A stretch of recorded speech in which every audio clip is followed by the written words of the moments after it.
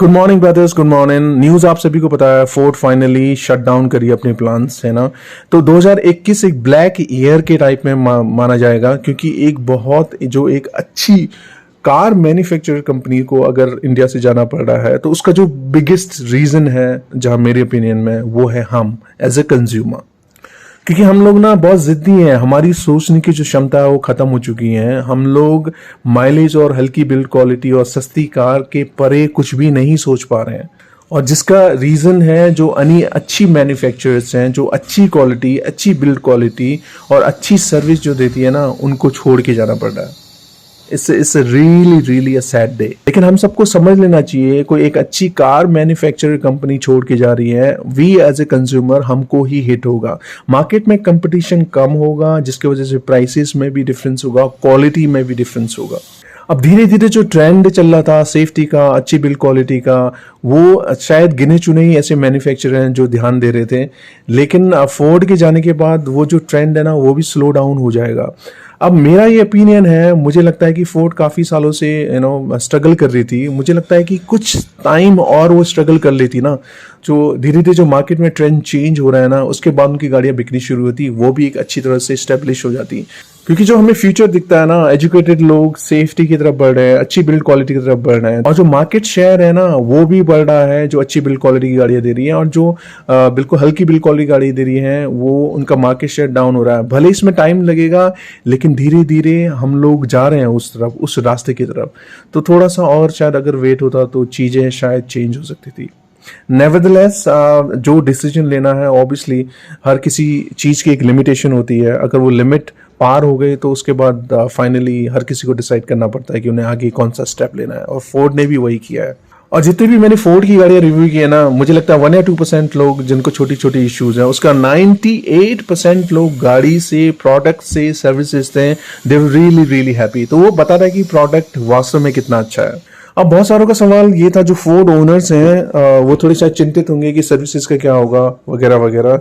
और फोर्ड ने बोला है कि सर्विसेज कंटिन्यू रहेंगी, और जो हमारा ओपिनियन है, ये रहेगा सर्विसेज कुछ सालों तक, इट विल बी फैंटास्टिक, लेकिन धीरे धीरे वो डिग्रेड होगा। और जैसे कि फिएट और शेवले के केस में हुआ है, पहले पहले सर्विसेज ठीक थी, धीरे धीरे, अभी बुरी नहीं है लेकिन धीरे धीरे फेड आउट हो रही है। तो वही फोर्ड के साथ भी होना है। पार्ट्स का भी यही हाल है। अभी पार्ट्स वगैरह जो नियर फ्यूचर 5 6 7 साल तक कोई इशू नहीं होना है, उसके बाद धीरे धीरे पार्ट्स की अवेलेबिलिटी डाउन होगी और ये कॉस्टली होती जाएंगी। अब बहुत सारे लोग कह रहे हैं कि क्या फोर्ड की गाड़ी अभी लेनी चाहिए, सेकेंड हैंड या नहीं। अगर आपको डिफरेंस बहुत ज़्यादा मिल रहा है प्राइसेस में, तो कंसिडर कर सकते हैं। उसका रीजन मैं बताता हूँ। अगर कोई सेकंड हैंड गाड़ी लेना चाह रहा है, फोर्ड की कोई गाड़ी उसे पहले 5 लाख में मिल रही थी, अभी 3 लाख में मिल रही है, तो डिफरेंस सीधे बहुत ज्यादा है। उसके ऊपर सेम कंपटीशन की गाड़ी आपको 7 लाख में मिल रही है, तो ऑब्वियसली लेना चाहिए कि जो आप सेकंड हैंड गाड़ी लोगे, वो 1 साल पुरानी तो होगी नहीं, वो 2 या 3 साल पुरानी होगी, और उसकी वारंटी ऑलरेडी जा चुकी होगी। तो ये आपके पास ऑप्शंस हैं, या तो सर्विसेज आप वहीं से करा सकते हैं, या फिर बाहर से भी आप सर्विसेज करा सकते हैं। और पार्ट जैसे मैंने बोला था, कुछ सालों तक अवेलेबल रहेगा, तो आपको इशू, वो टेंशन नहीं होने वाला, वो इशू नहीं होने वाला। और सिमिलरली नई गाड़ियों का, क्योंकि नई गाड़ी भी आप ले सकते हैं अगर प्राइसेस में बहुत ज़्यादा डिफरेंस है, क्योंकि सर्विसेज आने वाले नियर फ्यूचर में मिलती रहेंगी, तो कोई इशू नहीं होने वाला है। तो वो डिसाइड कर सकते हो प्राइस के हिसाब से। प्राइस डाउन है तो ले सकते हो, प्राइसेस में कोई चेंज नहीं है तो फिर लेना does not make any sense.